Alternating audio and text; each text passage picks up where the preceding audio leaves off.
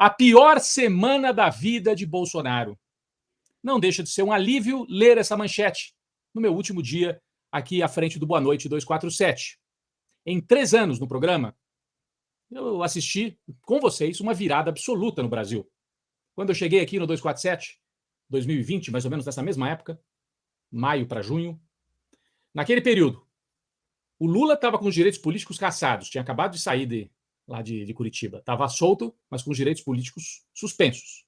O país estava governado ou desgovernado por um delinquente e sua gangue, ameaçando de golpe de Estado e ameaçando a vida. Todos nós perdemos amigos, perdemos parentes nesta pandemia. Não é culpa do Bolsonaro a pandemia, mas de matar 700 mil pessoas, absolutamente desproporcional à população brasileira. Então, boa parte dos 700 mil, já houve muitos cálculos, 1/3, 2/3, está na conta do genocida. Então, o Lula estava proscrito, o genocida estava à frente do governo, a gente vivia uma pandemia que apavorava a todos, não havia vacina e, de repente, uma virada. Hoje, a gente abre o programa aqui falando disso. O Bolsonaro viveu as piores 48 horas, 72 horas da vida dele, desde que foi preso, lá na época em que era militar.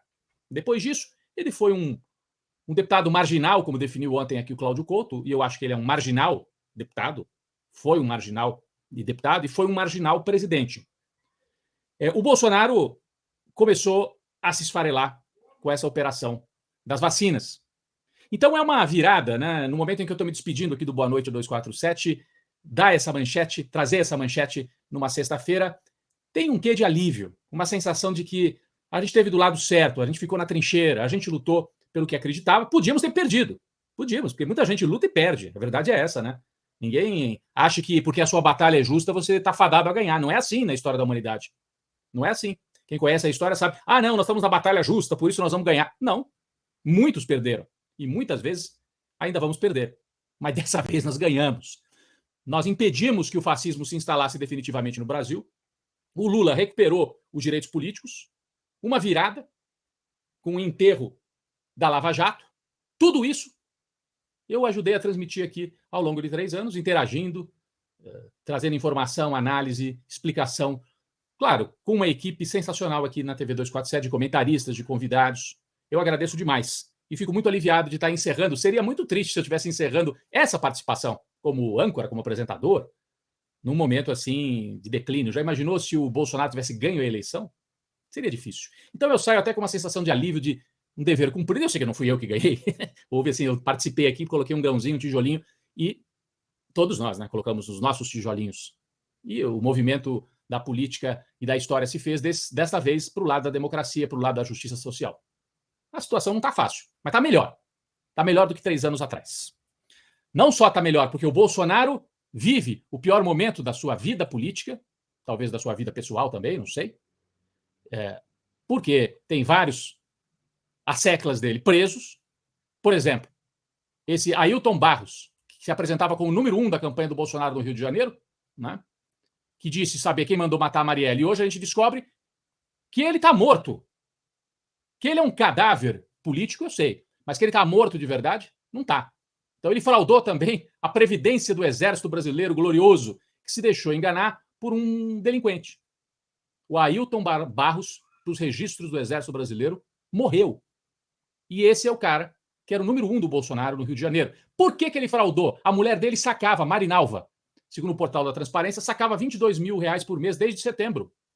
14 mil líquidos. Por que ele quis fazer de morto, literalmente? Para a mulher poder ficar com o dinheiro do Exército e ele ir faturar em alguma outra esquina desse cruzamento entre milícia e política. Nós vamos falar já já sobre isso.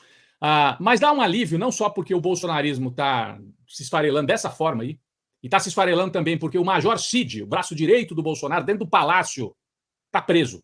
E dizem que a mulher dele é uma pessoa que está a ponto de explodir. Porque o Major Cid fraudou também a carteira de vacinação da esposa. E ela entrou nos Estados Unidos com uma carteira fajuta, fraudada. Ele está preso, a mulher vai ter dificuldades tanto no Brasil como nos Estados Unidos. O que será que ela vai contar? Se ela falar, a situação se agrava um pouco mais para o Bolsonaro. Mas o alívio é porque eles estão se esfarelando e porque hoje veio uma boa notícia da OMS, Organização Mundial de Saúde, né? Anunciando não o fim da pandemia, Continua sendo necessário a gente se vacinar, tomar cuidados, etc. Não o fim da pandemia, mas o fim da emergência sanitária, aquele momento mais grave. Significa que a curva começou a baixar. Demorou. Mas foi assim, né? Quando a gente estuda a gripe espanhola, 1919, 20, 21, foram 2, 3 anos até se encontrar alguma estabilização e ainda aconteceram alguns picos depois, até que a situação se controlou. Então, no mesmo dia, a gente tem a manchete, a pior semana da vida de Bolsonaro, e tem essa outra manchete aqui, que é um alívio pessoal para tanta gente. Eu mesmo tive Covid já no final, mas eu tive essa Covid já depois de estar vacinado 4 vezes, né? Então foi fraca, mas conheço gente que sofreu muito, né? Que perdeu parentes e tal. Então, é um alívio para todos nós essa manchete. OMS declara o fim da emergência de saúde da pandemia de Covid na mesma semana em que o Bolsonaro, que negou a Covid, que negou a ciência, que negou a vacina, se enrola e pode ir preso por causa da vacina, por causa da fraude na vacina. É impressionante. Então, é um ciclo, né, que de alguma maneira se encerra neste início de maio. E outros ciclos virão. E mais notícias, e mais informação, porque essa roda não para, é a roda da vida e a roda da informação. E a gente está aqui para isso.